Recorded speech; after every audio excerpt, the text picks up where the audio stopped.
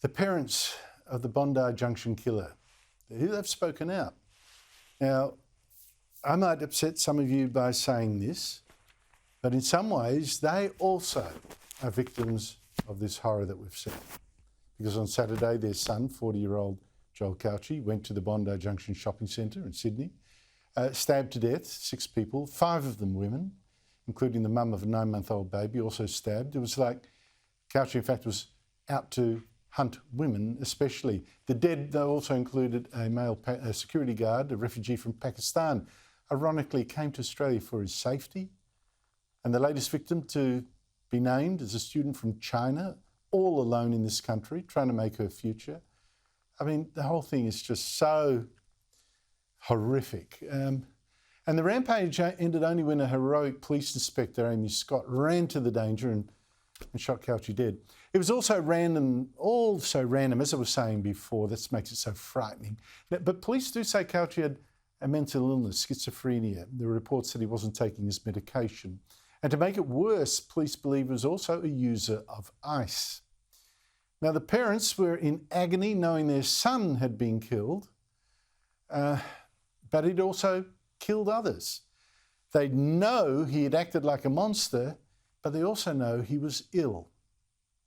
This is a parent's absolute nightmare when they have a child with mental illness, that something like this would happen. And my heart goes out to the people our son has hurt. If he was in his right mind, he would be absolutely devastated at what he has done. But he obviously was not in his right mind. He somehow had been triggered into a psychosis and he'd lost touch with reality. And it's not a joke. It's not a joke.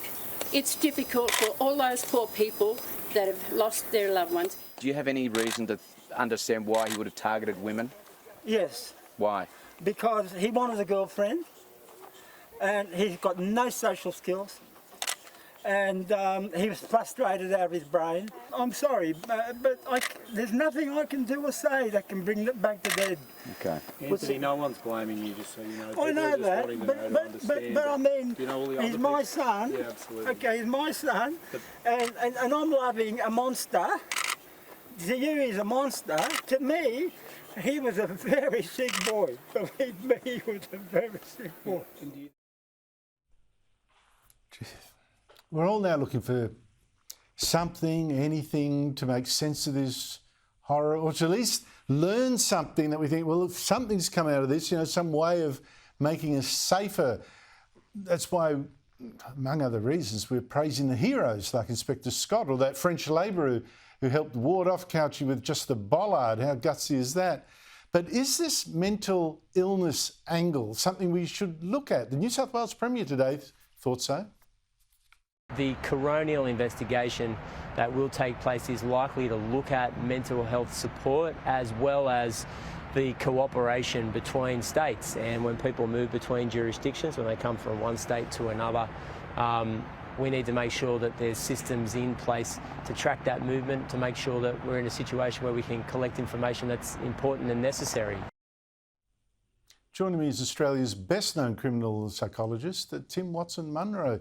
Tim Watson-Munro, thank you so much for your time. Some people are going to say, look, playing the mental health card, it's too easy. We have in Australia more than 100,000 people with schizophrenia. They certainly don't all go around stabbing people. But do you see a potential link here? Well, I think potential there is. There was an interesting study published in the Sydney Morning Herald today, Andrew, by Professor Olaf Nielsen. He's a eminent psychiatrist in Sydney, and he looked at international studies that suggested that really this stranger homicide, as it's described by psychotic people, is 1 in 14 million people, or 2 people every couple of years in New South Wales. The disturbing thing out of that is not so much that number, it's not that significant, but 20% of those people, that is 1 in 5, were homeless, and 1 in 8 of those people were not complying with their medication. So I think the connection is having a psychotic illness, people not being adequately cared for in the community, and I have spoken about this at some length over the last few days. We have a housing crisis in Australia. It's hard enough for people with jobs to obtain accommodation these days in capital cities like Sydney and Melbourne. It's impossible for people who are vulnerable, who suffer a mental illness, to get a home. And in this tragic case, we don't know if he was psychotic at the time. We don't know much about his symptoms at the time. He's dead. But clearly he had a diagnosed mental illness, and he had those two other stress factors that I've mentioned, which is homelessness. I understand he was living rough out of his car. It's highly likely that he wasn't getting adequate treatment or getting the medication that he requires. Well, Tim, on that very point, right, as you say, reports he wasn't on his medication. Police had dealt with him a few times before. His own father said at times he was frightened for his own life with his son, took away knives and all that. Can we do more to force people like that have already shown some signs of, trouble there, to keep taking their medication? Or is that a violation of their rights? Like some people are saying, oh, look, we shouldn't be forced to take the COVID vaccine. Can we force people to take schizophrenic medicine when they've exhibited some sorts of signs of threat or trouble? Well, there are provisions in the law and the Mental Health Act for people to be scheduled or sectioned. If they're floridly symptomatic, they can be put into a psychiatric hospital and be properly treated. But I think the point you're making, Andrew, is that often it's more nuanced than that. It's more subtle. People may be taking their medication and then for various reasons they feel that they're improving.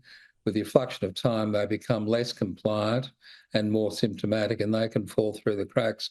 So it's a very complex issue. Of course, the human rights issue is an important one, but so are the rights of people in the community to feel safe. But as I've said, stranger homicide amongst schizophrenics is very rare.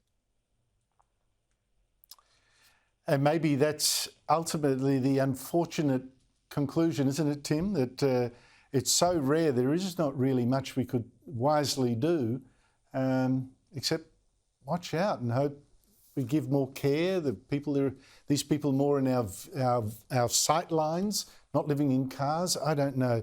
Tim Watson-Munro, thank you so much indeed for your time. Really appreciate it.